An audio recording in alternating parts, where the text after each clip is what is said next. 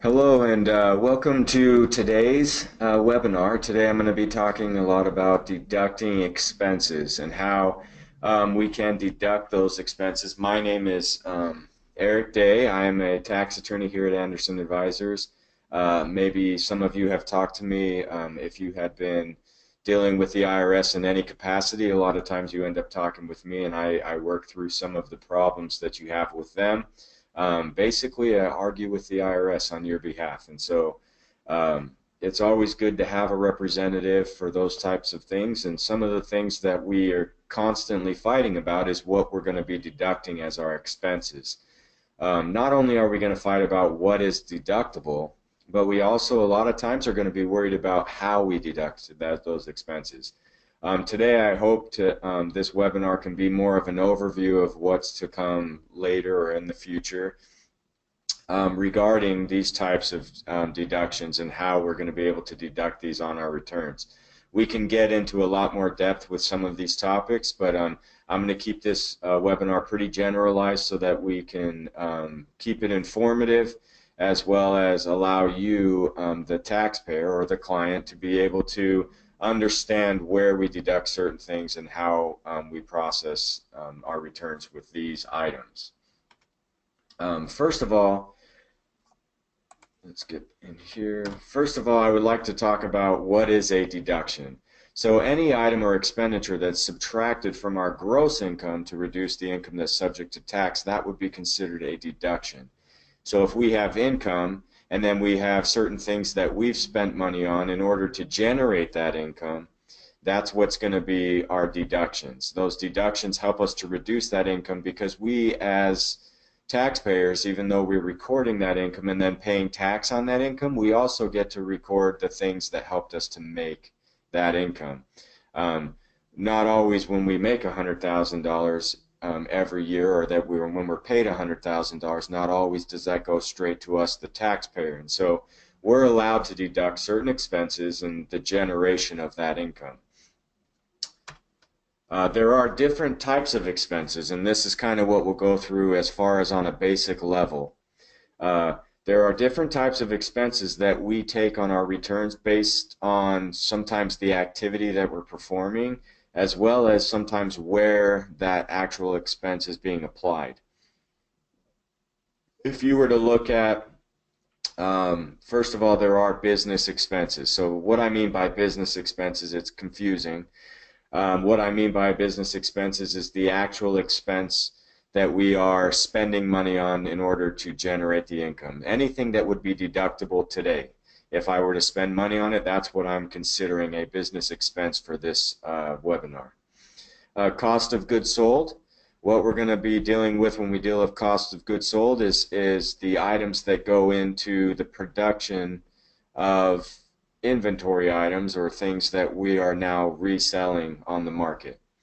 Capital expenses are going to be more likely expensed over a lifetime or over the lifetime of the asset. And so the part of the different type of expense that capital expenses and even cost of goods sold, part of what those do is some of those expenses we don't take today.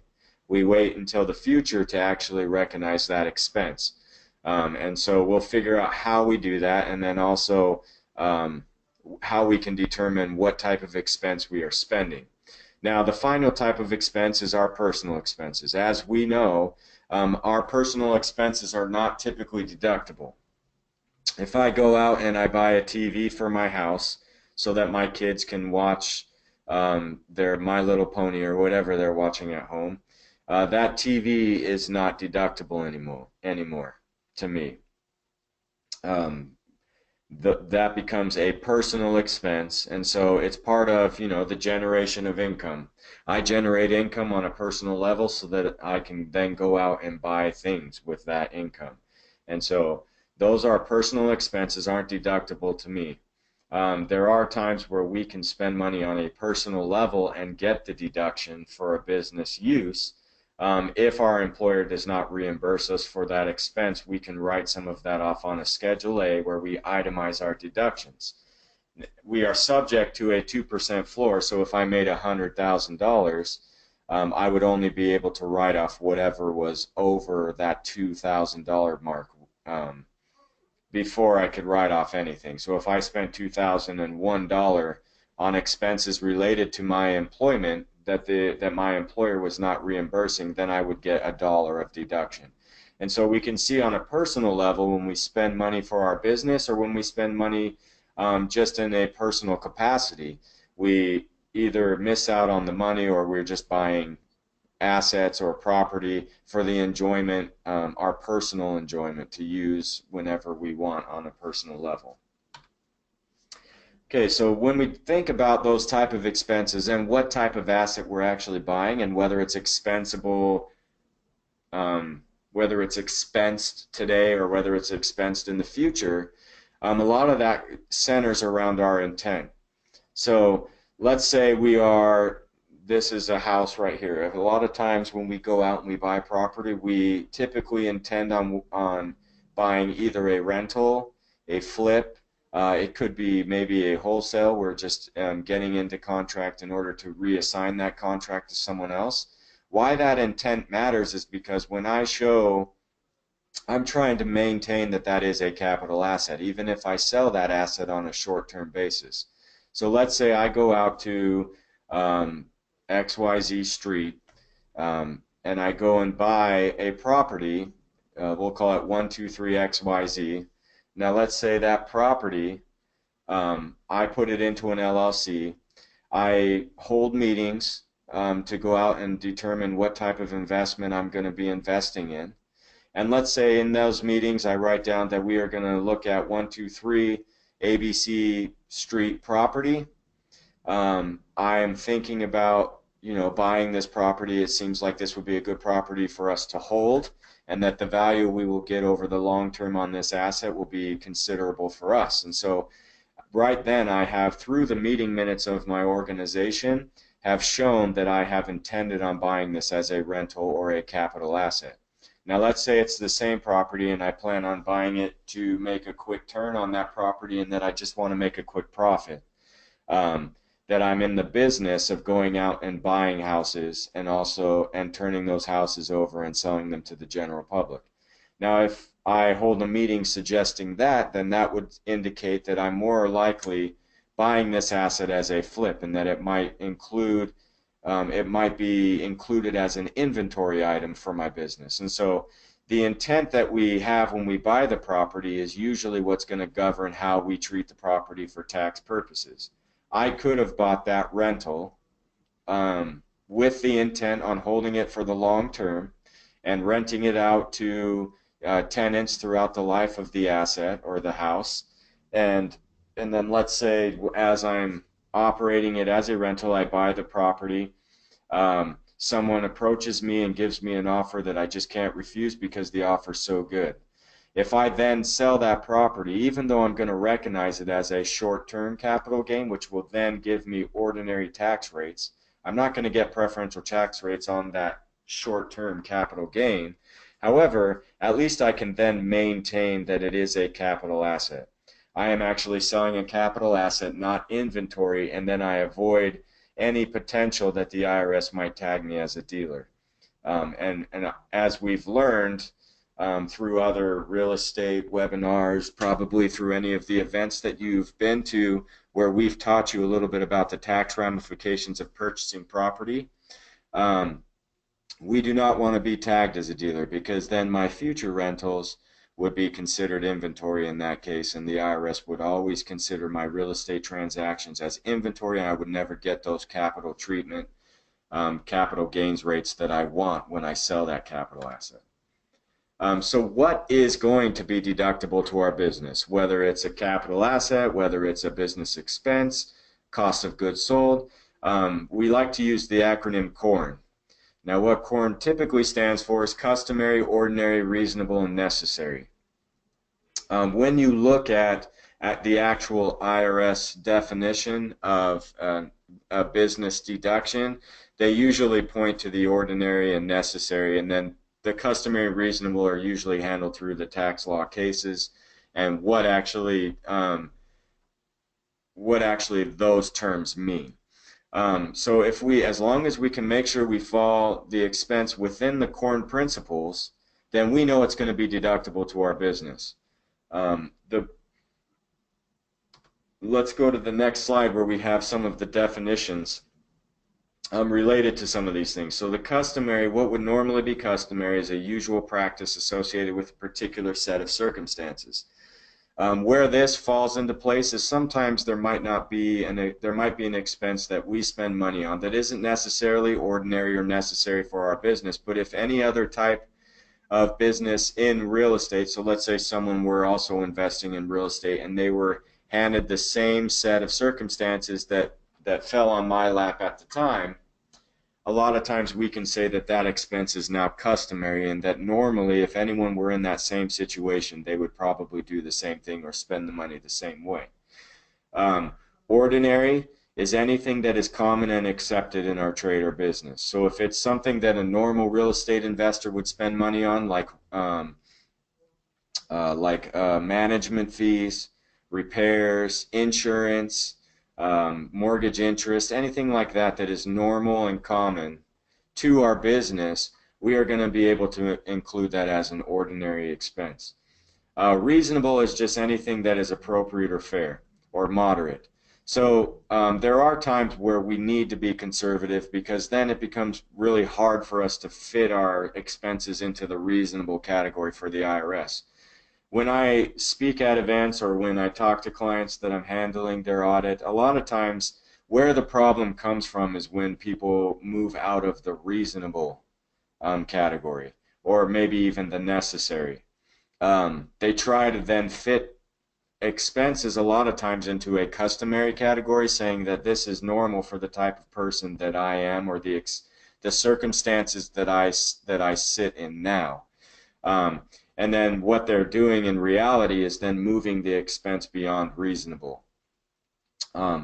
Make sure that you are using the expense that is appropriate or fair. Don't try to get outside the category. For instance, we have people that travel across country, and they want to include as many days as possible for business, so they're going to travel for 4 days across the country by car.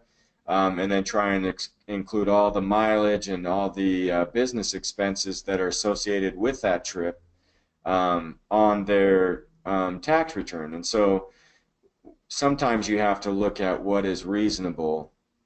Is it more reasonable for you as the taxpayer to fly, where you might be able to fit that under customary if, for instance, you have a problem with flying or something like that. Maybe you can fit that expense, but really what they're going to be centering it around is reasonableness. Necessary is somewhat misinterpreted when people are looking at expensing items, and that's an expense that is helpful and appropriate for your trade or business. So remember, it's helpful and appropriate. It doesn't have to be something that has to happen in order for it to be necessary. Necessary, more than likely when we think of necessary things that we have to do with it, it's something that has to happen, something that needs to be done. If it is helpful and if it is appropriate for our business to expense that, like management fees for the operation of our entities, our LLCs, that is very helpful and appropriate for our LLC, because it's nice to have that company or that corporation that's managing my activities and making sure that I'm making the money that I need to make on this particular investment, that I'm always getting the right rate of return that I want. And so necessary, just one thing to keep in mind is that it does not have to be indispensable. It doesn't have to be something that has to happen. It's a little bit confusing sometimes. Just remember that it's helpful and appropriate. Okay, so now we're going to dig a little bit deeper into the timing issues behind expensing some of these things. What I mean by timing is when we actually get to expense the expense. Besides cash versus accrual, some of that might determine on the time the service is provided, the time that the cash is received, things like that. And so a lot of what I'm talking about as far as timing is I'm referring to when we get to expense that asset or that expense, and when it offsets our actual income. Okay, so let's talk about cash versus accrual. Cash taxpayers usually deduct expenses when they are paid. So you deduct an expense when that item is paid. There are exceptions to the general rule, but then we're going to always follow the general rule to start with. So you cannot deduct expenses that are typically paid in advance. So some people, you may have a policy, an insurance policy, that you can pay, let's say, a year and a half or so in advance. And let's say I'm getting close to the end of my taxable year and I decide, you know what, I'm going to pay that policy a year in advance, so that I can deduct it now because my income's a little bit higher this year than it will be next year, and so I want to make sure I get that deduction. So generally what I'm going to do is try and expense it then, right? Because I'm a cash taxpayer. When the cash is paid, that's when it's expensed. With something like that, you're going to actually expense it out over the life of the contract. So if I bought insurance, I actually would expense the portion of that insurance that's going to be expensible to that year's activity, and then the other portion that's to the next year would be included in the next year's tax return. So just because we're cash doesn't mean it's always handled that way, and we need to make sure that the general rule is we deduct when paid, but there are some exceptions to that rule. Now, accrual, the difference between cash and accrual is it's not always when it's paid do we expense the item. So some of the things that determine whether we expense a particular expense on our return is if the liability is fixed, so that we've determined that that liability is a liability of ours and we do owe the expense to whoever we're paying it to. That it is determined with reasonable accuracy. For instance, if I were to pay a contract for services for someone to come out and fix my house, and I was under the accrual method of accounting and I paid all up front for the tax or for the service, I wouldn't have to record the actual expense now. I could actually record it when the service is done, because then I know exactly, or with reasonable accuracy, when that expense is finalized and how much I actually do owe. The other thing that comes into play with that particular example is economic performance. So I cannot deduct certain things if I don't receive that economic performance. If I were to deduct or pay for advance payments on, let's say that contractor work, I could deduct it once the work has been provided and once the work has been done on my property. Then I would consider that as economic performance. I have received something for the money I paid, and therefore it now becomes deductible to me. Okay, cost of goods sold. This house is a typical example of what I would call a flip property. I actually Googled flip, and this is one of the pictures that came up. It's a pretty cool house. It looks cool, at least. I don't know if anyone would ever really want to live in it, but a flip is essentially an inventory item. So a flip is something that we are going to hold out for the general public for resale. It's no different than buying an asset wholesale and then reselling it at retail. So if you really look at it that way, there's going to be what is called cost of goods sold. Now, when we sell that property, so when we sell this property for $150,000, what's going to be included as our cost of goods sold is going to be exactly what we paid for the property, as well as any of the other expenses related to that property that are directly related to that property, as well as the labor, improvements. Anything that we've put into this property is going to be included as a cost of goods sold. Now, you might be thinking in your head, well, then that's going to be pretty hard to figure out when I got a lot of things going on. I have multiple properties that I am selling. So a lot of times what we'll actually do is we'll keep track of our inventory items. When you prepare your return, your corporate return, which you should be flipping your properties in, your corporate return is going to have a balance sheet item called inventory. Now what that inventory is the property that you've bought. the property that you've expensed money on. That inventory item may accumulate expense as you are paying the expenses related to that property, or you are improving the property. And so what you're going to want to do is make sure that you keep track of that. And then as we sell properties, we're going to add expense that we've expensed throughout the year, but our inventory number will stay where it is depending on what property we sold. So if our inventory number goes down, then it might increase our income. If our inventory number goes up, then a lot of times, I apologize, that will increase our income or keep our income pretty constant. If our inventory item goes down, then a lot more of those costs get accumulated into our tax return and then offset some of our income. And so the cost of goods sold don't actually get expensed immediately. They get accumulated into the property. When those goods are sold, that's when we get to finally take the expenses related to those goods.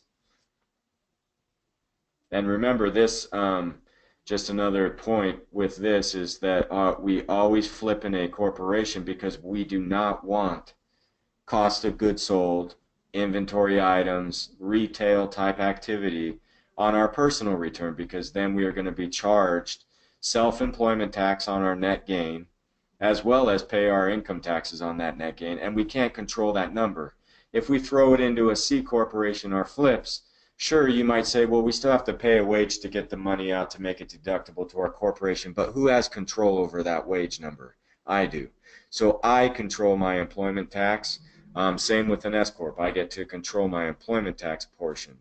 But there's a lot more planning activity or planning opportunities that we can use if we put that into a C corporation and mix it up with retirement plans and things like that. Okay, capital assets. A capital asset is a type of asset with a useful life that's longer than a year, that is not intended for sale in a regular course of business's operation. So these are assets that we intend on holding long term, that they aren't going to be held out for sale. Now sometimes we might hold an asset like a flip for a longer period of time than a year. That doesn't make the flip a capital asset all the time. Usually we have to be able to prove, and some of this can be handled, as I mentioned before, by keeping accurate minutes, holding meetings in your business, writing down those meeting minutes, making sure that we record things so that we know and we can prove to the IRS what our intent is behind a particular piece of property. Now, if you're buying equipment, it might turn out differently. So in general, there are three types of costs that are included as a capital asset for us. Now, our business startup costs, these are going to be educational costs that you've spent on your real estate investments. These might be any type of cost that you've expensed while investigating that type of business before you were able to establish it. Of course, business assets are going to be considered capital assets, and improvements are going to be considered capital assets. Now, typically the way I like to look at it is if I have a capital asset, generally that asset is going to be generating income for me. If I have a forklift in my warehouse that I then, pick up pipes, wood, move things around so that I can operate my business, that forklift is generating income for me because it's making my job easier, making my job quicker. And because it's part of, it is an asset, and it also over the life of that asset generates income for my business, I would consider that a capital asset. Improvements, what I mean by that is anytime you're improving that particular capital asset, that becomes an expense exactly like a capital asset. We depreciate it over time, or we expense that over time. Now, when we deduct our capital assets, we typically depreciate it. Now, there is amortization for like your startup costs, your organizational costs, the costs that you put into setting up your entity. Those expenses will be expensed out over time as well. But usually it's going to be depreciable. It's going to be property that we depreciate over the life of that asset, and how the life of that asset is dependent upon somewhat IRS regulations and how long that property should last us. Now, if you depreciate property if you own the property, so your business entity would have to own the property in order for it to be depreciable by your business entity. And if it's used in the business or held to produce income, if the useful life extends beyond a year and that life is determinable. Now, I mentioned in there land is not depreciable. The reason land is not depreciable is because the life is not determinable. Land lasts forever. Land can be there unless you're in Russia, where they have those huge sinkholes and they just, the land just appears to be disappearing at will. Land usually does not have a depreciable life. And so because that life extends essentially forever, we don't depreciate land. And it must not be an accepted property. Accepted property could be personal property, certain types of stocks and bonds, things like that. It's going to be particularly accepted through the statute. So the statute covers that and says a capital asset is such and such except for blank, blank, blank. And so if it's one of those assets or those items within the statute, then that's an accepted property. Now, usually what we use is modified accelerated cost recovery system to depreciate our property. If we buy a rental property, the life of that asset is going to be 27.5 years. If we buy commercial property, the life of that asset is going to be 39 years. If we buy equipment, sometimes it may be 5 years, sometimes it might be 7. There are certain types of things that are depreciable over 3 years. It just depends on the asset. So what we typically need to do is figure out what the asset is to us.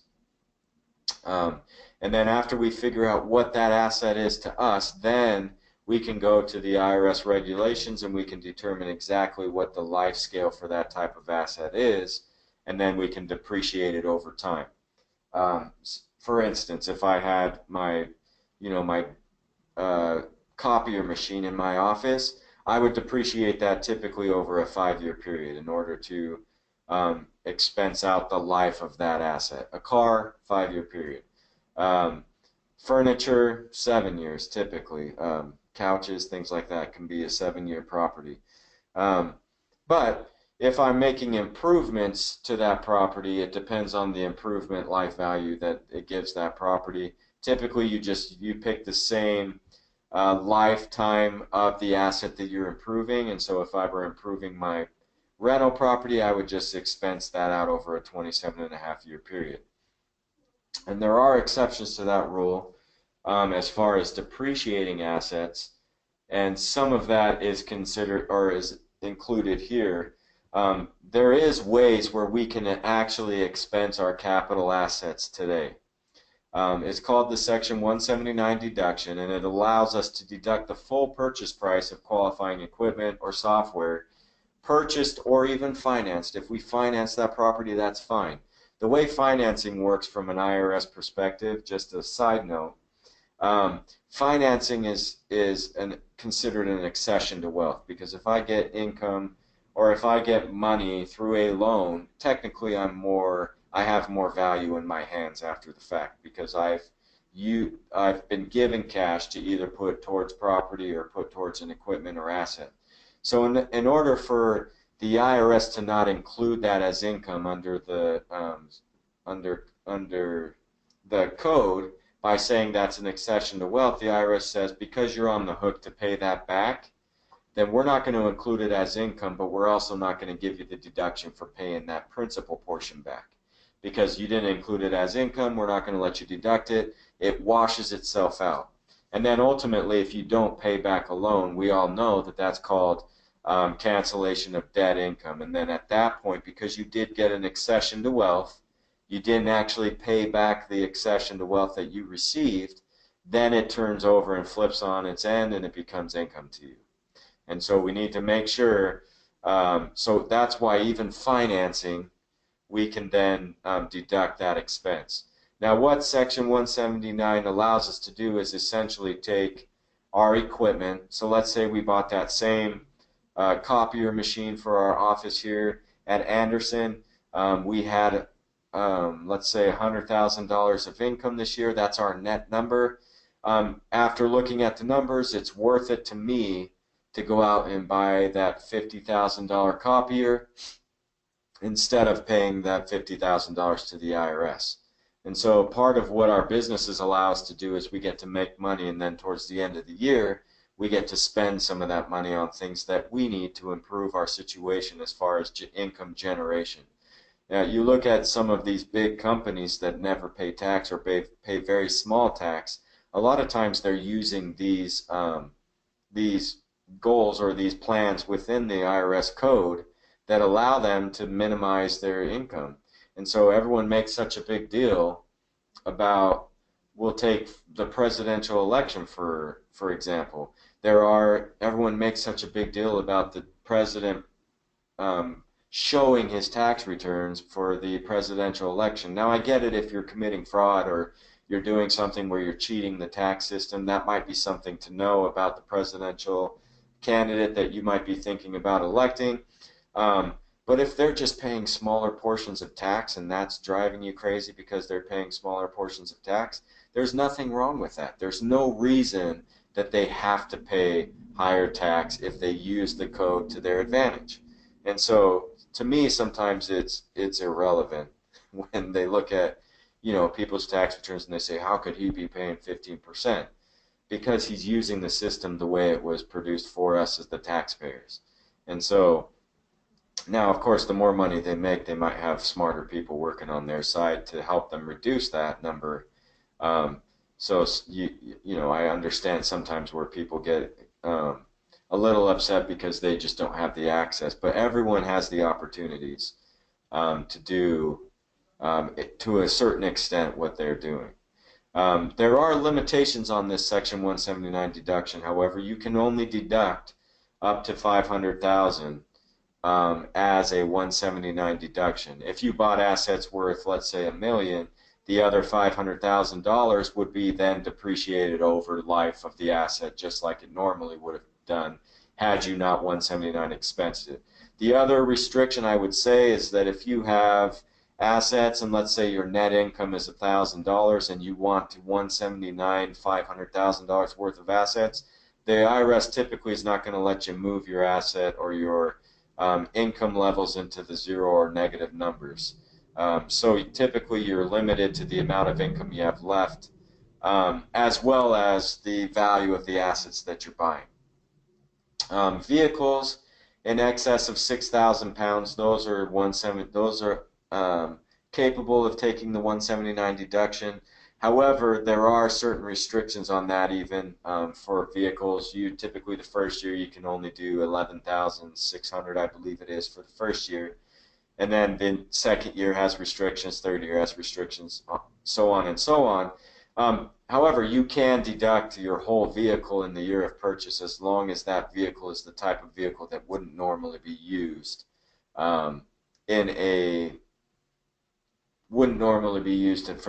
personal capacity. The other thing that you cannot Section 179 is real property. So don't go out and buy a house and think that you're going to write off the whole $500,000 that you paid for that house. It's not going to happen. You cannot 179 real property. It's mostly dealing with equipment and tangible personal property that you are now using in your business. And these are examples of times when we may not be capitalizing our expenses. Instead, we're going to be expensing them immediately. So our business expenses, what those are is costs that don't have to be capitalized or depreciated or included in the cost of goods sold, but can be deducted in the current year. And the reason I skipped this slide is because it's pretty self-explanatory. Anything that meets those principles we talked about in the beginning, core principles, if it's customary, ordinary, reasonable, or necessary, those can be deductible to us in the year that we spent the money. As long as we can fit it into a business purpose for our business operation, then we should be fine. And subject to whether it has to be capitalized or whether it's part of a cost of goods sold, that might affect it as well. But typically we can deduct any expense that we can fit into that category or those categories. Now, one thing I want to just go over real quick with you at the end here, as I close out this webinar, is avoiding some of the problems that you might run into as you're deducting expenses, and being able to prove them with the IRS when it comes around to having to prove those expenses. If we keep all receipts, canceled checks, and proof of purchase for 7 years is what I would recommend. The reason why is because if I have an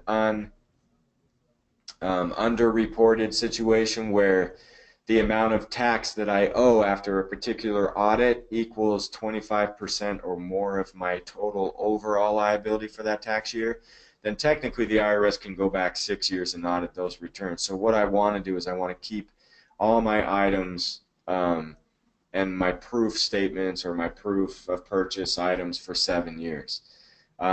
Also, falling into that would also be our property. Keep your property documents for that long. Keep the improvement documents that you put into the property for that long, because under the new Highway Funding Act, or Highway Funding Bill, it says nothing about tax. But under that bill, Congress decided to include that if you misrepresented the amount or the value of the basis that you hold in a property. Let's not say misrepresent, because that sounds like we did it intentionally, but let's say I made a mistake and I didn't include all the items that I wanted to, and I miscalculated the basis to be more than it was. If that puts me into the 25 percentile, 25 percentile of my total tax, that also can be deducted or audited for that 6-year period. Prior to the Highway Funding Act, it didn't have anything to do with the bearing of whether they can move it out 6 years. It had actually been taken to court, and the court said that they won't include that, and which is part of the reason Congress then passed law to offset what the courts had said. So if the expense is intent-based, make sure you hold your meetings, keep the minutes of that meeting. We discussed that earlier when we were talking about the intent that it matters. When I buy a piece of property, if I want that property to be for investment purposes, the best way to show intent is to hold meetings in our corporation or our LLC, and to have those meetings indicate what we're going to do prior to the purchase of that property. Prior to the purchase of that property then allows us to show that we have established a certain criteria for this property before we bought it, and then we have a better chance of showing the IRS that that was our intent. Now, you could write down on paper that you intended to buy a property as a capital asset and then treat the property in a completely different manner. In that case, you probably won't be able to get away with it. So just holding your meeting minutes isn't always going to work, but holding your meeting minutes followed along with the actual operation of what we're doing with that asset can be strong proof as to our intent on what we intended for that property. A lot of us are deducting mileage and travel. Let's make sure we start keeping logs. Write that stuff down. If you're going to be traveling to, let's say, California from Washington State, you're going to California to attend an event to where you can learn how to maximize your business operations and get the most out of your money. Let's say you travel down there, keep a log, write down why you're there, how much the travel cost, all the expenses that you spent money on.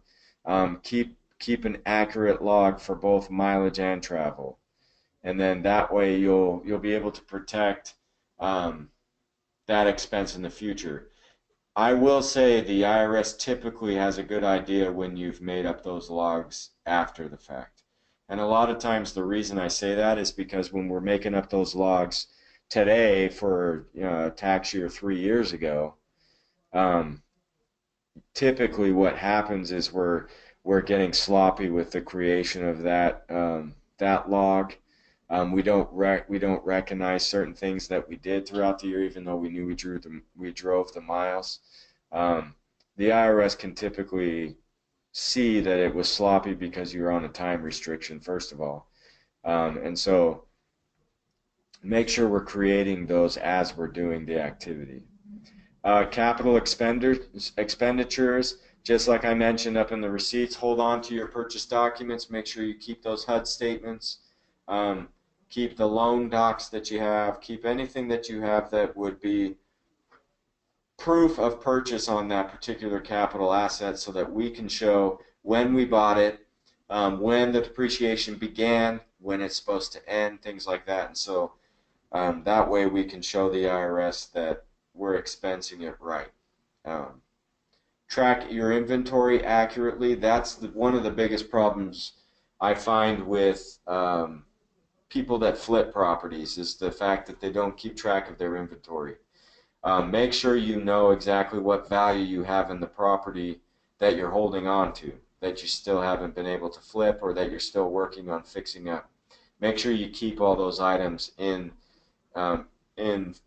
place and that you keep them accurate, because that way it's going to affect the amount of cost of goods sold. Your cost of goods sold should actually work out to what your overall, what assets you sold. It should actually offset that income.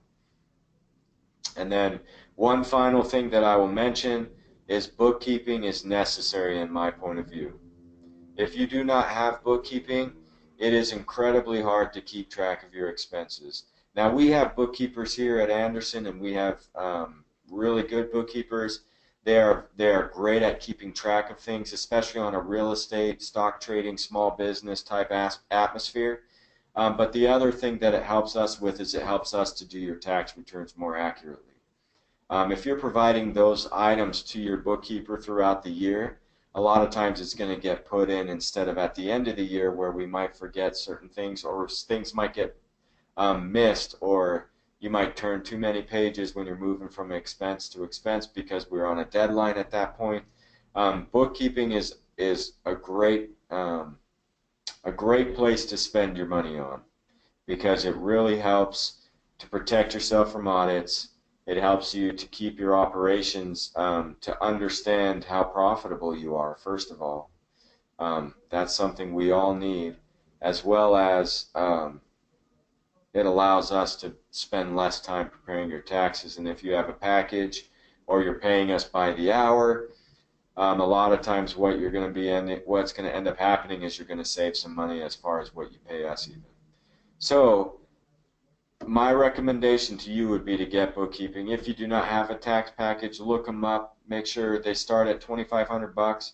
Tax packages are great because they allow you to have hours beforehand, and then you just apply those hours to wherever you need them. And it can be any tax-related service.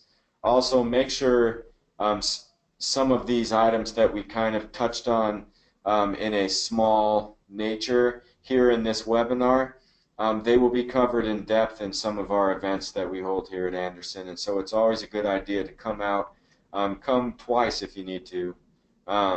Just get those refresher classes that allow you to retain information. If we hear something once, a lot of times we're not going to remember, but we hear it 2 or 3 times, a lot of times that's going to stick now, and we're going to be able to describe that even to our friends and have a better aspect of what we're actually doing with our business. So come out to the activities, come out and see us. We love teaching you guys about this stuff, and hopefully you guys are getting all the information you need from us. And don't hesitate to give us a call, and we'll make sure that we're doing what we can for you. I thank you guys for coming or listening to this webinar, and it's always been a joy of mine to teach you guys exactly how the tax code works in either a small scale or a big scale, because it's something that I'm passionate about. And so once again, I thank you, and we'll talk to you soon. Thanks.